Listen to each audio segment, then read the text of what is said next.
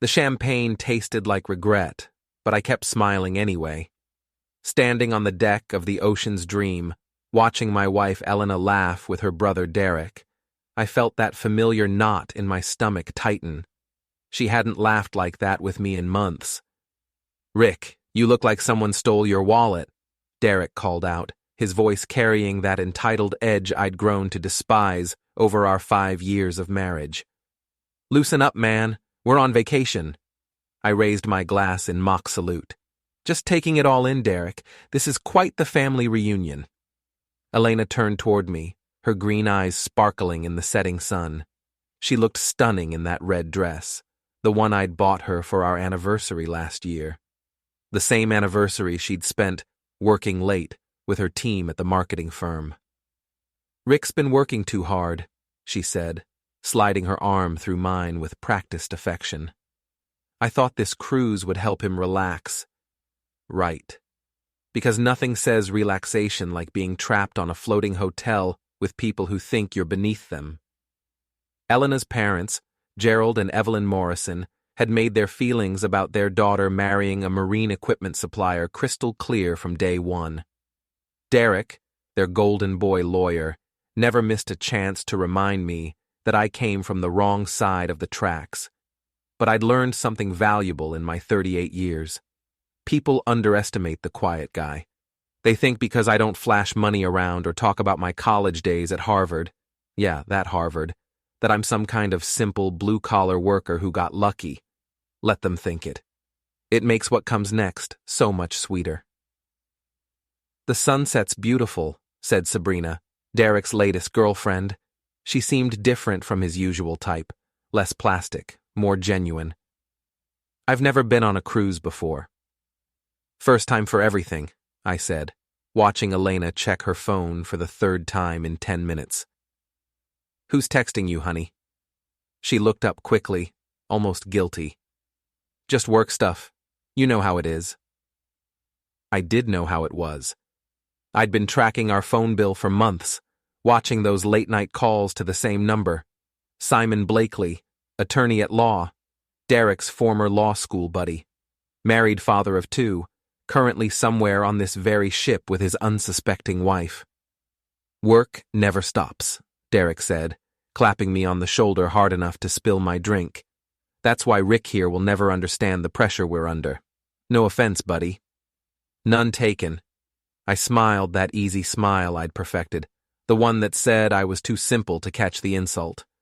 I'm just happy Elena's passionate about her career. Before we deeper into this story, I have one small request. Please subscribe, drop a like, comment, and hit that hype button to boost this channel so more people can discover these incredible Reddit stories. Oh, she was passionate, all right. I'd seen the hotel receipts, the sudden need for weekend conferences, the new lingerie that never made it into our bedroom. Elena thought she was clever, but she'd forgotten one crucial detail. I'd built my business by paying attention to the smallest details. When you're supplying marine equipment, one loose bolt can sink a ship. Speaking of sinking ships. "I think I'll grab another drink," I announced. "Anyone need anything?" "Make mine a double." Derek laughed. "We're celebrating." "What are we celebrating?" Sabrina asked. Derek's grin faltered slightly. "Just, family time." I headed toward the bar, my mind already working. The ship's layout was simple enough. I'd memorized it during our embarkation. Main dining room, theater, casino, multiple bars, and plenty of secluded spots where unfaithful wives might meet their lovers. The Ocean's Dream was a mid-sized vessel, fancy enough to impress, but small enough that secrets were hard to keep. The bartender, a weathered guy named Pete, nodded as I approached. "What can I get you?" "Whiskey, neat, and some information." He raised an eyebrow. "What kind of information?" I slid a 20 across the bar, the kind that helps a man understand his wife better. Pete pocketed the bill smoothly. "I've been working cruises for 15 years. Trust me, whatever you're thinking, you're probably right." That's what I was afraid of. I sipped the whiskey, letting it burn away the last of my illusions. Tell me, Pete, if someone wanted to document certain activities on this ship, what would be the best approach? Hypothetically? Of course. He leaned closer, polishing a glass with practiced efficiency. Hypothetically, I'd say the security cameras don't cover every corner. And hypothetically, a man with the right connections might find the crew more sympathetic than he expects. Connections? Captain Alvarez mentioned you two went to school together. Said you saved his butt during some kind of hazing incident? I smiled genuinely for the first time all day. Miguel Alvarez. We'd lost touch after graduation, but apparently he remembered that night I'd pulled him out of that frozen pond when the upperclassmen decided to test his swimming skills in January. Small world. Miguel's the captain? I had no idea. Good man, fair, doesn't like troublemakers, but he appreciates loyalty. Pete handed me my drink. Hypothetically speaking. I returned to the group, my mind buzzing with possibilities. Elena was gone. Powder room, Derek explained with a wink that made my skin crawl. Gerald and Evelyn were holding court with some other passengers, probably discussing their disappointment in their daughter's choice of husband. Sabrina stood alone at the rail, looking uncomfortable. Beautiful night, I said, joining her. It really is. She glanced around nervously. Rick, can I ask you something? Shoot. Is Derek always so... She struggled for the word. Obnoxious? Yeah, that's his default setting. She laughed despite herself. I was going to say intense. He keeps talking about Elena like she's some kind of saint, but the way he talks about you... Let me guess. He thinks Elena married beneath her station. Something like that. Sabrina studied my face. But you went to Harvard, didn't you? I saw your class ring. Smart girl. Elena doesn't like me to mention it. Says it makes people uncomfortable. Because it doesn't fit their narrative about you. Exactly. I took a long sip of whiskey. People see what they want to see, Sabrina. The trick is letting them think they're right until it's too late. She shivered, though the night was warm. That sounds almost calculating? Maybe. But sometimes the quiet guy has to get loud. Elena returned, her lipstick freshly applied and her hair slightly mussed. She'd been gone 20 minutes for a 5-minute bathroom trip. Either the ship's facilities were incredibly far away, or she'd made a detour. Sorry, she said breathlessly. I got turned around. This ship is huge. It's really not, I said mildly. Pretty easy to navigate once you get the hang of it. Derek appeared with fresh drinks, his face flushed with alcohol and something else. Excitement. Guilt. Rick, my man, we need to talk. Man to man. This should be good. Sure thing. He pulled me aside, his breath heavy with scotch. Look, I know we haven't always seen eye to eye, but you're family now, and family looks out for each other. I appreciate that, Derek. The thing is, he glanced around dramatically. Sometimes family members make mistakes, get involved in situations that could hurt everyone. My pulse quickened, but I kept my expression neutral. What kind of situations? Hypothetical situations, like, say, if someone was having problems in their marriage, feeling unappreciated, might look for validation elsewhere. That would be unfortunate. Right? But the thing is, sometimes these situations work themselves out. No harm, no foul, as long as everyone stays cool about it. I nodded slowly. So, in this hypothetical situation, the husband should just ignore whatever's happening? For the good of the family. Derek's hand landed on my shoulder again. You understand? Oh, I understood perfectly. Derek knew about Elena's affair and was actively covering for her. Probably had been from the beginning. The family closing ranks against the outsider, protecting their precious daughter from the consequences of her choices. Thanks for the advice, Derek. Really helpful. Good man. He grinned and stumbled back toward the group. I finished my drink and excused myself, claiming fatigue from the long day of travel. Our suite was on deck 7, a luxury accommodation that Elena had insisted on. "We need to make a good impression," she'd said. On who, exactly, she hadn't specified. Now I knew. The suite was empty, Elena still playing happy family on the deck. I opened my laptop and got to work. First, I needed to contact Miguel. The ship's directory listed his office hours, but I had a better idea. I pulled out my phone and scrolled through old contacts until I found what I was looking for. The text was simple. "Miguel, it's Rick Carver from Harvard. I'm on your ship and need to catch up. Remember that night at Walden Pond?" The response came within minutes. "Rick, can't believe it. Meet me in my quarters in an hour. Deck 10, forward. We have a lot to discuss." While I waited, I did some research. The ship's passenger manifest was easy enough to access through the guest services portal, another detail Elena had overlooked when she booked our family vacation. Simon Blakely, traveling with his wife Jennifer and twin daughters. Suite 8A, just one deck above us. I also took the liberty of setting up a few insurance policies. Hidden cameras were easy to come by these days, and I'd learned a thing or two about surveillance in my business. When you're dealing with million-dollar marine contracts, you document everything. By the time I made my way to Miguel's quarters, I had a plan forming. Not just for catching Elena in the act, but for making sure the consequences matched the crime. She wanted to humiliate me in front of her family? Fine. But she'd forgotten the first rule of warfare. Know your enemy. And Elena had never really known me at all.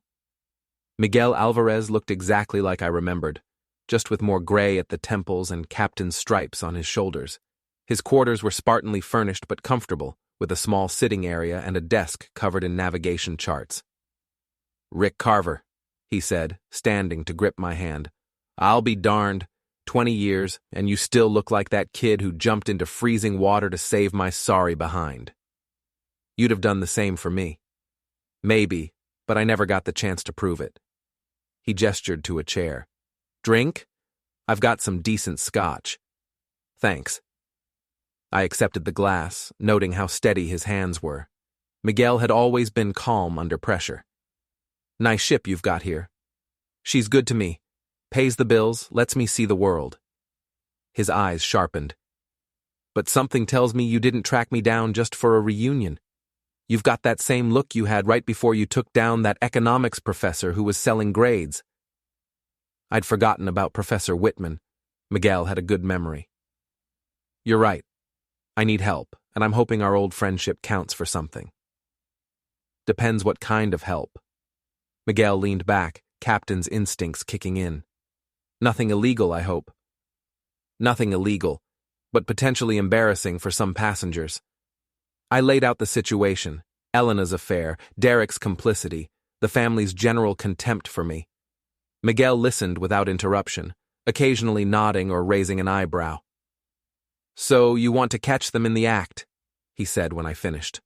"I want to expose them, publicly, completely, in a way that leaves no doubt about who they really are."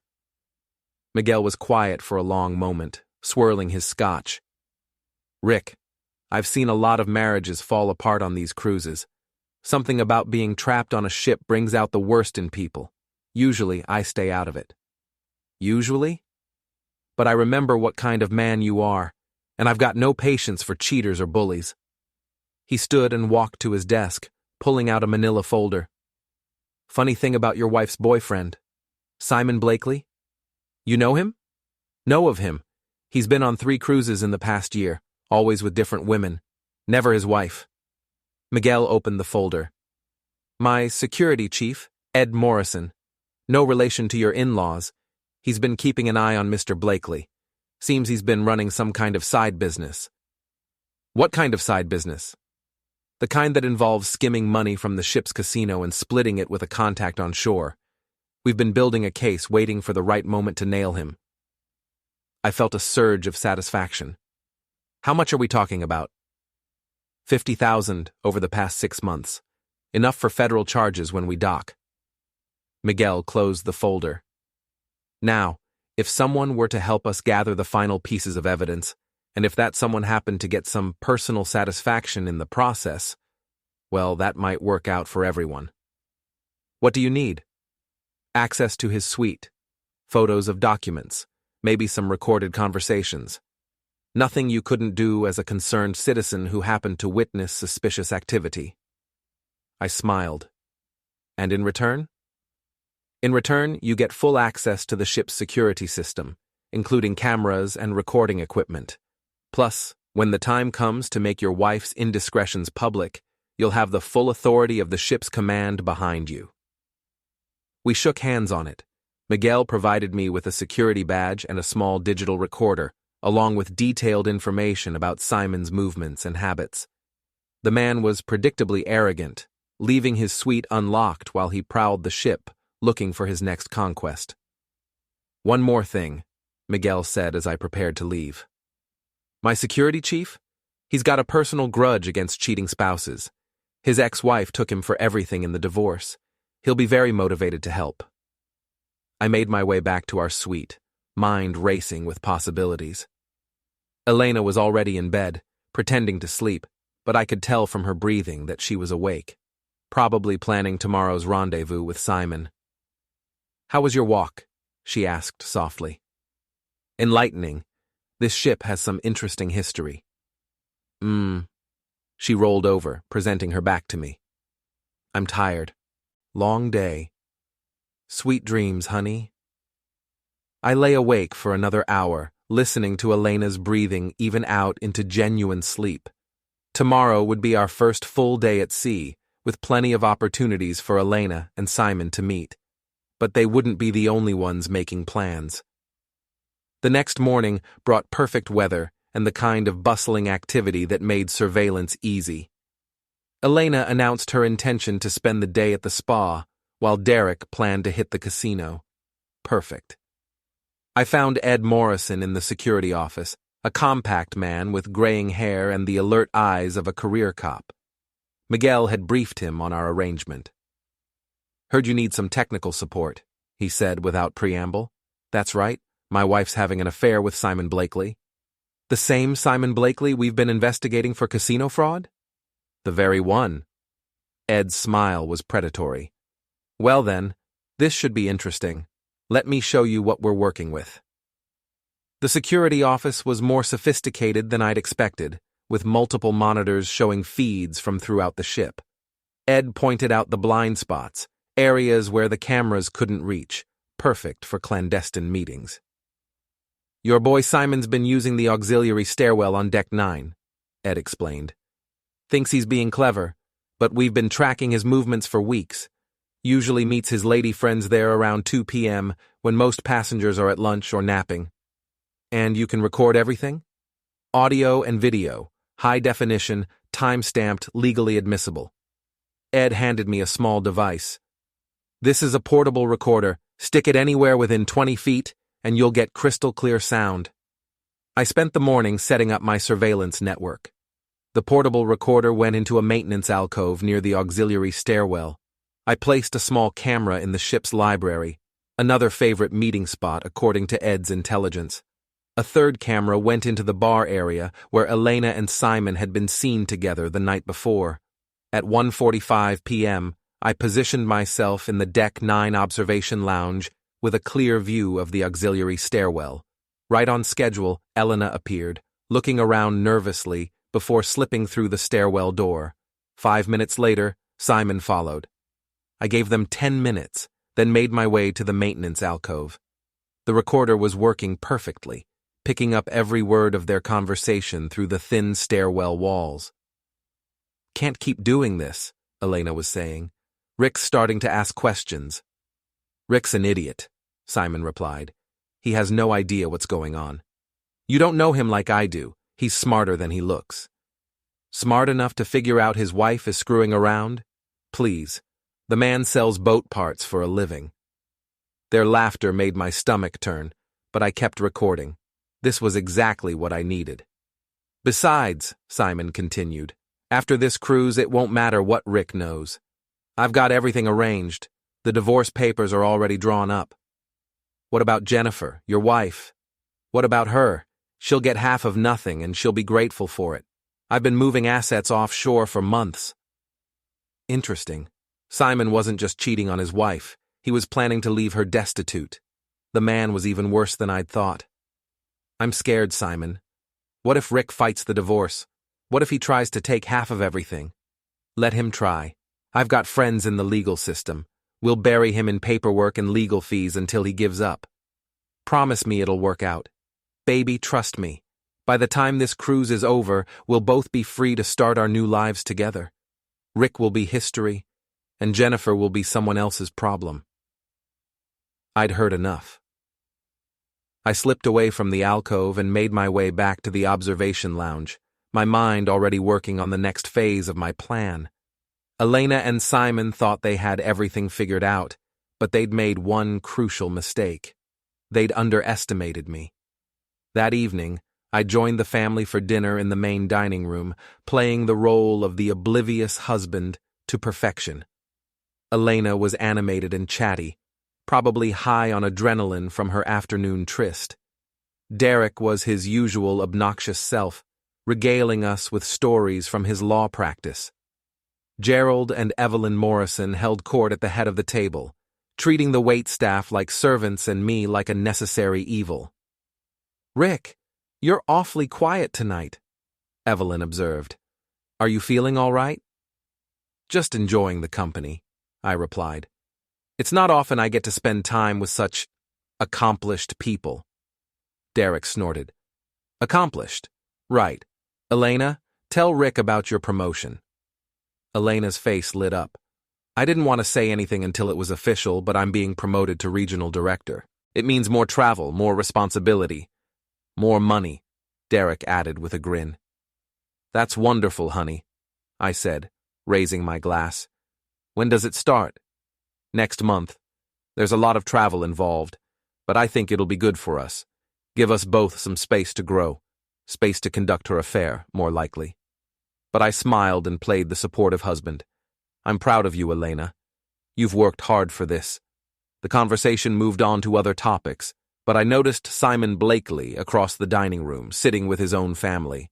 His wife Jennifer looked tired and worn down, while their twin daughters seemed more interested in their phones than their parents. Simon caught my eye once and nodded politely, the picture of innocence. After dinner, I excused myself for another walk around the deck. The ship was beautiful at night, all lit up against the dark ocean, but I wasn't interested in the scenery. I had work to do. Ed Morrison was waiting for me in the security office, a satisfied expression on his face. "Got some interesting footage from this afternoon," he said, pulling up a video file on his computer. "Your wife and her boyfriend had quite the heart-to-heart." The video quality was excellent, showing Elena and Simon in a passionate embrace in the auxiliary stairwell. But more importantly, the audio was crystal clear, capturing every word of their conversation about the planned divorce and Simon's financial schemes. "This is perfect," I said, "but I need more. I need something that will destroy them both completely." Ed leaned back in his chair. "What did you have in mind?" "Something public, something humiliating, something they'll never recover from." "I like the way you think." Ed pulled out a ship's schedule. "Tomorrow night is the captain's gala dinner. Formal dress, all passengers attend. There's also entertainment afterward in the main theater." "Go on?" "Well, the theater has a state-of-the-art sound and video system, and as security chief, I have access to all of it." Ed's smile was wicked. If someone were to accidentally broadcast some interesting footage during the entertainment portion, that would be unfortunate. Very unfortunate. Especially if the footage happened to include audio of certain passengers discussing illegal financial activities. I felt a surge of anticipation. How many people would see it? Every passenger on the ship, plus crew. We're talking about 800 people, give or take. And there's no way to stop it once it starts. Technical difficulties happen all the time. Could take several minutes to get everything back under control. We spent the next hour planning the details. Ed would handle the technical aspects, while I would make sure Elena and Simon were in the theater when their private moments became very public. Miguel would be standing by to handle the aftermath, including Simon's arrest for fraud. By the time I returned to our suite, Elena was asleep again, or pretending to be. I didn't care anymore. Tomorrow night, the pretending would be over for all of us. I lay in bed, staring at the ceiling, thinking about the past 5 years. Elena had played me for a fool, using my quiet nature and blue-collar background to justify her betrayal. Her family had treated me like dirt, assuming I was too stupid or too weak to fight back. They were about to learn otherwise. The captain's gala was everything Elena had hoped for: elegant, sophisticated, and full of opportunities to show off. She'd packed her most expensive dress, a black cocktail number that cost more than most people's monthly rent. She looked stunning, and she knew it. I wore my best suit, the one I'd bought for our wedding. It still fit perfectly, though I felt like a different man wearing it now. The naive optimist who'd married Elena Carver was gone, replaced by someone harder and more calculating. "You look handsome," Elena said, adjusting my tie with practiced wifely affection. "I love this suit on you." "Thanks. You look beautiful yourself." And she did. That was the tragedy of it all. Elena was genuinely beautiful, intelligent, and charming when she wanted to be. Under different circumstances, we might have had a real marriage. But she'd chosen deception over honesty, and now we'd both have to live with the consequences. The dining room was transformed for the gala, with elegant table settings and soft lighting. Our family was seated at a prime table near the captain's table, a courtesy Miguel had arranged. Elena preened under the attention, playing the role of the successful executive's wife to perfection. Simon Blakely was seated 3 tables away with his family. He looked confident and relaxed, occasionally catching Elena's eye and smiling. His wife Jennifer seemed to be trying to enjoy herself, but there was a sadness in her eyes that suggested she suspected something was wrong. "Ladies and gentlemen," Captain Alvarez announced, standing at the head of the room, "welcome to our captain's gala dinner. We have a wonderful evening planned, including special entertainment in the theater following our meal." Elena clapped enthusiastically. "I love cruise entertainment. It's always so authentic." Derek laughed. "Authentic? Elena, it's dinner theater on a boat." "Don't be such a snob," Sabrina chided. "I think it sounds fun." I noticed that Sabrina had been increasingly critical of Derek throughout the cruise. Smart girl. She was figuring out what kind of man he really was. Dinner was excellent, but I barely tasted it. My mind was focused on what would happen afterward. Ed Morrison had confirmed that everything was ready. The video files were loaded, the sound system was tested, and the theater was packed with passengers eager for entertainment. "Rick, you seem distracted," Gerald Morrison observed. "Business troubles?" "No, sir. Business is actually very good. I've been thinking about expanding." "Expanding?" Evelyn looked surprised. "Into what?" "Consulting. There's a lot of money in marine consulting if you know what you're doing." It wasn't a lie. I'd been considering branching out for months, using my Harvard MBA and years of industry experience to build something bigger. Elena had always dismissed the idea, preferring that I stay in my little business, where I wouldn't overshadow her career ambitions. "That sounds ambitious," Derek said condescendingly. "You sure you're ready for that kind of responsibility?" "I think I can handle it." I smiled. I've learned a lot about responsibility lately. After dinner, we all moved to the theater. It was a beautiful space, with red velvet seats and a proper stage. The ship's entertainment director introduced the evening's program, a variety show featuring the crew's talented performers. Elena chose seats in the 3rd row, perfect for being seen by the other passengers. Simon and his family were across the aisle, close enough for meaningful glances but far enough apart to maintain plausible deniability. The show began with a musical number, followed by a comedy act. The passengers were enjoying themselves, laughing and applauding. Elena was in her element, the picture of sophisticated enjoyment. Then the lights dimmed for what was announced as a special multimedia presentation about life at sea. The screen descended from the ceiling, and the opening credits began to roll. But instead of a documentary about maritime life, the audience was treated to crystal-clear footage of Elena and Simon in their passionate embrace in the auxiliary stairwell. The reaction was immediate. Gasps, shocked whispers, and nervous laughter rippled through the theater. Elena's face went white, while Simon half rose from his seat before thinking better of it. But the video was just the beginning. The audio kicked in, broadcasting their conversation about the planned divorce, Simon's offshore accounts, and their contempt for both me and Jennifer. "Rick's an idiot," Simon's voice echoed through the theater speakers. "He has no idea what's going on. Smart enough to figure out his wife is screwing around? Please, the man sells boat parts for a living." The laughter that followed was cruel and mocking, and now 800 passengers were hearing it along with Elena's responses. "I'm scared, Simon. What if Rick fights the divorce?" "Let him try. I've got friends in the legal system. We'll bury him in paperwork and legal fees until he gives up." Elena bolted from her seat, trying to escape, but the theater doors had mysteriously locked, another courtesy from Ed Morrison. She was trapped, forced to watch her private moments become public humiliation. The video continued, showing different encounters over the past 2 days. Elena and Simon sneaking around the ship, their hands all over each other, their voices caught on hidden microphones discussing their plans to destroy their respective marriages.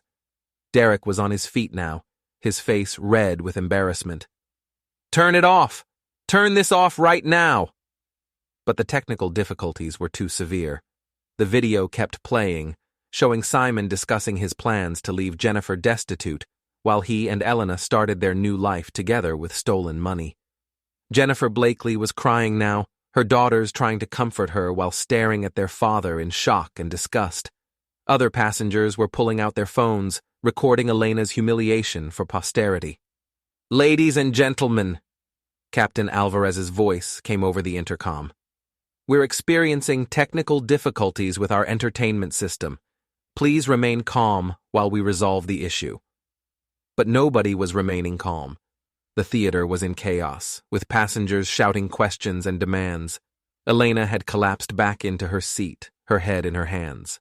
Simon was trying to reach her, but the crowd was too thick. Finally, after what felt like hours but was probably only 10 minutes, the screen went black. The lights came up, revealing 800 faces staring at Elena and Simon, with expressions ranging from disgust to pity to amusement. Captain Alvarez appeared on stage, his expression stern. "Ladies and gentlemen, I apologize for the technical malfunction. However, I'm afraid I have an announcement to make regarding passenger safety and security." He gestured, and Ed Morrison appeared with 2 security officers. "Mr. Simon Blakely, you're under arrest for fraud and theft. You have the right to remain silent." The theater erupted again as Simon was led away in handcuffs, protesting his innocence. Jennifer and their daughters followed, Jennifer shooting Elena a look of pure hatred. Elena finally looked at me, her eyes pleading, but I just smiled and shrugged.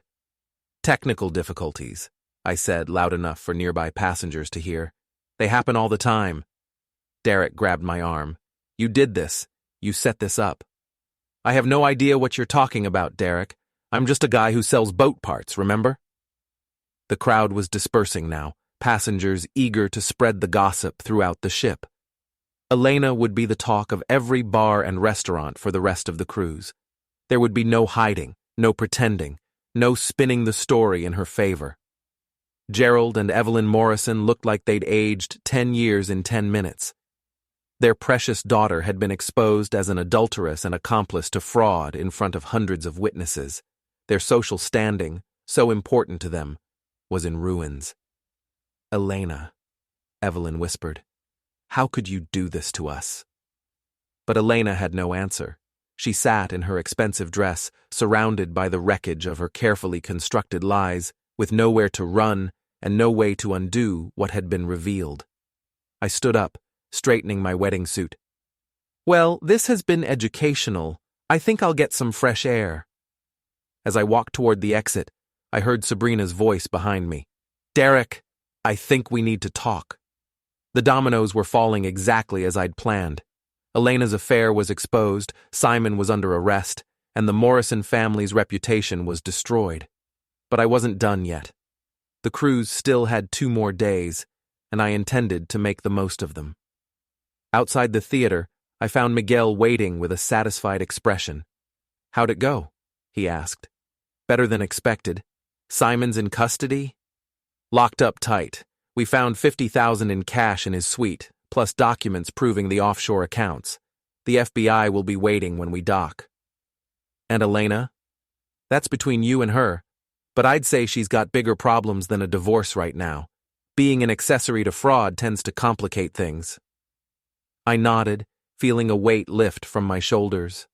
For 5 years, I'd played the role of the simple, understanding husband, while Elena and her family treated me like garbage. But the quiet guy had been watching, learning, and planning. Now they knew who Rick Carver really was. The next morning brought a different kind of weather. Storm clouds on the horizon and rough seas that matched my mood perfectly. I'd slept better than I had in months, despite Elena spending the night crying in the bathroom. When I woke up, she was gone, probably hiding somewhere on the ship where she wouldn't have to face the stares and whispers. I made my way to the dining room for breakfast, curious to see how the other passengers would react. The answer was immediate and brutal. Conversations stopped when I entered, then resumed in excited whispers. Some people looked at me with pity, others with admiration. A few passengers even approached to offer support. "Good for you, man," said a guy about my age from Texas. "Nobody deserves that kind of treatment." "Thanks. I appreciate it." The Morrison family table was notably empty. Derek and Sabrina were nowhere to be seen, and Elena's parents had apparently decided to take their meals in their suite rather than face the public humiliation. I was halfway through my coffee when Sabrina appeared, looking tired but determined. "Mind if I sit?" she asked. "Please." She ordered coffee and sat quietly for a moment, gathering her thoughts. "Derek's packing," she said finally. "Leaving the cruise early?" "Leaving me. Apparently I'm not family material anymore." She laughed bitterly. Funny how a man's true character comes out under pressure. "I'm sorry, Sabrina. You seem like a good person."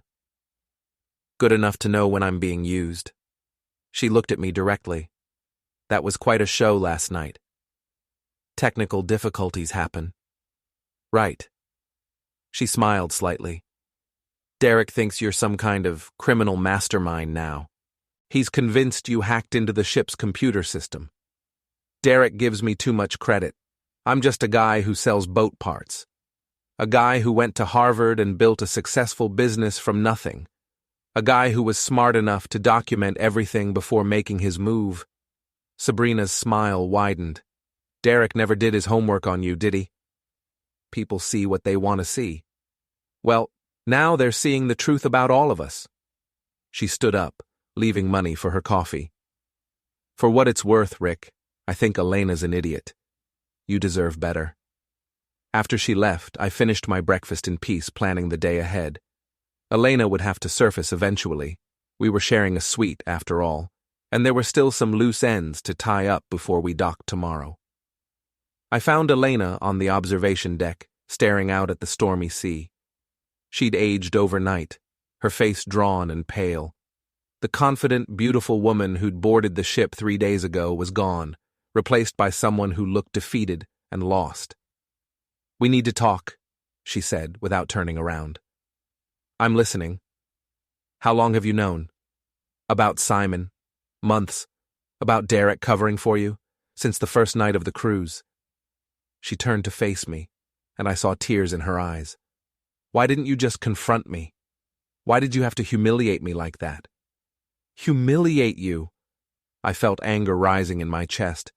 "Elena, you've been humiliating me for months, lying to my face, spending our money on hotel rooms, planning to divorce me and take half of everything I've worked for. It wasn't supposed to happen like this." "How was it supposed to happen? You and Simon were going to ride off into the sunset while I paid alimony and Jennifer raised his kids alone." Elena had no answer for that. She'd been caught, exposed, and held accountable for her choices. For someone who'd spent years manipulating situations to her advantage, the experience was probably devastating. "What happens now?" she asked. "Now, you face the consequences. Simon's going to prison, Elena. And since you were helping him plan to hide assets in the divorce, you might be facing charges too." Her face went even paler. "I didn't know about the money he stole." "Maybe not. But you knew about the offshore accounts. You knew he was planning to cheat Jennifer out of her fair share. That makes you an accessory. Rick, please. We can work this out. We can go to counseling. Start over." "Start over?" I laughed, but there was no humor in it. "Elena, you told your lover that I was an idiot. You planned to bury me in legal fees until I gave up. You've spent 5 years treating me like I was beneath you. I never meant—" "Yes, you did. You meant every word. The only thing you're sorry about is getting caught." She was crying openly now, but I felt no sympathy. Elena had made her choices, and now she had to live with them. "I'll fight the divorce," she said desperately. "I'll make it as difficult as possible." "With what lawyer? Simon's going to prison, remember? And Derek—" I smiled coldly. "Well, let's just say Derek's reputation has taken a hit too. Turns out covering for adultery and fraud doesn't look good for a lawyer's career." Elena stared at me in shock. "What did you do?" "I documented everything, Elena. Every conversation, every text message, every lie. Derek's law firm received a very detailed report this morning about his involvement in covering up your affair and Simon's financial crimes. The truth was, I'd sent the report to Derek's partners an hour ago. A carefully compiled dossier showing how Derek had actively helped conceal Elena's adultery and had advanced knowledge of Simon's plans to defraud his wife. Even if Derek wasn't criminally liable, his career was effectively over." "You've destroyed my whole family," Elena whispered. "No, Elena, you destroyed your family. I just made sure everyone could see what you'd done." I left her on the observation deck and went to find Miguel. The captain was in his quarters, reviewing reports and preparing for our arrival in port the next morning. "How's our guest in the brig?" I asked. "Simon, singing like a canary. Turns out he's been running this scam for years, on multiple cruise lines. The FBI is very interested in talking to him." "And Elena?" "That's more complicated. She's not technically guilty of fraud, but she could face charges as an accessory if the prosecutors decide to pursue it." Miguel leaned back in his chair. "What do you want to happen to her, Rick?" It was a fair question. I'd succeeded in exposing Elena's betrayal and destroying her support network. Simon was going to prison, Derek's career was over, and the Morrison family's reputation was in ruins. Elena herself was facing social ostracism and possible criminal charges. "I want her to face the same consequences anyone else would face," I said finally. "No special treatment, no family connections to smooth things over, just justice." "Fair enough." Miguel nodded. "For what it's worth, I think you handled this exactly right. Elena and her family treated you like dirt, and they got what they deserved." That evening, I had dinner alone in the main dining room. The Morrison family was still hiding in their suites, probably trying to figure out how to minimize the damage to their reputations. Other passengers continued to approach me throughout the meal, offering support and sharing their own stories of betrayal and revenge. My ex-wife cleaned out our bank accounts and ran off with my business partner, one man told me. "I wish I'd been as smart as you." "Sometimes the quiet ones are the most dangerous," an elderly woman added with approval. "Your wife learned that lesson the hard way." As I finished my meal, I reflected on the past 4 days. When I'd boarded the Ocean's Dream, I'd been the underestimated husband, the blue-collar guy who'd married above his station. Elena and her family had seen me as weak, simple, and easily manipulated. They'd been wrong about everything. I'd used their own arrogance against them, letting them think I was too stupid to catch on while I gathered evidence and built my case. When the time came for revenge, it was swift, complete, and devastating. But more importantly, it was just. Elena had betrayed our marriage vows and planned to destroy me financially. Derek had actively helped her cover up the affair. Simon had stolen money and planned to leave his wife destitute. They'd all gotten exactly what they deserved. Tomorrow, we'd dock in Miami, and this chapter of my life would be over. Elena would face whatever legal consequences awaited her, while I would be free to build the life I'd always wanted. The marine consulting business was looking more attractive every day, and I had enough evidence of Elena's adultery to ensure a favorable divorce settlement. The quiet guy had won, and everyone would remember the lesson. The morning of our last day brought clear skies and calm seas, a stark contrast to the storm that had been brewing in my personal life. I packed my belongings methodically, the same way I approached everything else in my business. Elena's suitcases sat untouched. She hadn't returned to our suite the night before. I found her in the ship's library, of all places, sitting alone at a corner table with a cup of coffee that had long since gone cold. She looked like she hadn't slept, her expensive clothes wrinkled and her makeup smeared. "The FBI wants to talk to me when we dock," she said without looking up. I figured they would. They think I helped Simon plan the whole thing. The offshore accounts, the fraud, everything. I sat down across from her. "Did you?" I knew he had money problems. I knew he was moving assets around to hide them from Jennifer. But I didn't know about the stolen money from the casino. It was probably the truth. Elena was many things, but she wasn't stupid enough to get involved in outright theft. She was more the type to enable and benefit from someone else's crimes. "That's for the courts to decide," I said. "Rick, please. I know I hurt you, but we were married for 5 years. Doesn't that count for something?" I studied her face, looking for any sign of genuine remorse. All I saw was fear and self-pity. "You're right, Elena. We were married for 5 years. 5 years where you lied to me, cheated on me, and planned to destroy me. 5 years where your family treated me like garbage while you stood by and let it happen." I leaned forward. "So no, it doesn't count for something. It counts for everything." She started crying again, but I was done being moved by her tears. Elena had made her choices, and now she had to live with the consequences. "The divorce papers will be filed next week," I continued. "Given the circumstances, I don't think you'll be in a position to fight it. What about the house? Our savings? What about them? You were planning to take half of everything anyway, remember? The only difference is now I have documentation of your adultery, which tends to affect property settlements." Elena's face crumpled. She was finally understanding that her actions had consequences, that the quiet husband she'd dismissed and betrayed had been planning his own moves. I left her in the library and went to find Miguel. The captain was on the bridge, overseeing our approach to Miami. The port was visible in the distance, along with what looked like a significant law enforcement presence. "Quite a welcoming committee," I observed. "FBI, local police, customs. Simon's case has attracted a lot of attention." Miguel glanced at me. "You ready for this?"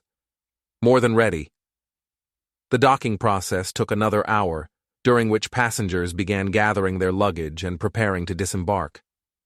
I noticed that the Morrison family was staying in their suites until the last possible moment, probably hoping to avoid more public humiliation. As we tied up at the dock, I could see FBI agents waiting at the bottom of the gangway. They'd be taking Simon into custody for transport to federal prison, but they'd also want to interview Elena and anyone else who might have information about his crimes. "Mr. Carver?" A young FBI agent approached me as I prepared to disembark. "Agent Sarah Collins. We'd like to speak with you about Simon Blakely and your wife's relationship with him." "Of course. I have quite a bit of documentation that might interest you." Agent Collins raised an eyebrow. "What kind of documentation?" "Audio and video recordings of Mr. Blakely discussing his financial crimes, including his plans to defraud his wife in their divorce." Also recordings of my wife discussing her knowledge of his offshore accounts and her willingness to help him hide assets. You recorded them without their knowledge? I recorded them in public areas of the ship, where they had no reasonable expectation of privacy. Everything was done legally and with the cooperation of ship security. Agent Collins smiled. Mr. Carver, I think we're going to get along just fine. I spent the next 2 hours in a FBI interview room, providing copies of all my evidence and walking the agents through Elena and Simon's relationship. They were particularly interested in the recordings where Elena discussed helping Simon hide money from Jennifer. This is excellent work, Agent Collins said as we finished. Your evidence is going to be crucial in prosecuting both Mr. Blakely and potentially your wife as an accessory. What are Elena's chances of avoiding charges? That depends on the prosecutor, but given the evidence you've provided, I'd say she's looking at serious legal trouble. When I finally emerged from the interview, the ship was nearly empty. Most passengers had disembarked hours ago, eager to get home and spread the gossip about the cruise from hell. I collected my luggage and walked down the gangway, breathing free air for the first time in days. Elena was waiting at the bottom, flanked by 2 FBI agents.